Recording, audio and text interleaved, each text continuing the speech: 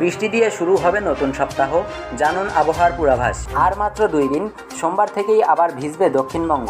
তবে দক্ষিণবঙ্গের অনেকগুলি জেলায় বৃষ্টিপাত শুরু হয়ে যাবে রবিবার থেকেই। যদিও শনিবার এবং রবিবার কলকাতায় বৃষ্টিপাতের কোনো সম্ভাবনা নেই, তেমনটাই জানিয়েছে হাওয়া অফিস।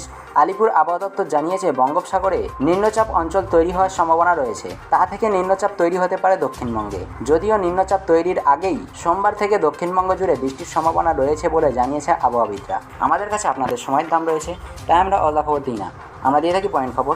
আমাদের এই শর্ট নিউজ আপনাদের কেমন লেগেছে তা নিচে কমেন্ট করে জানাবেন। ভিডিওটি ভালো লাগলে অবশ্যই একটি লাইক এবং সাবস্ক্রাইব করবেন।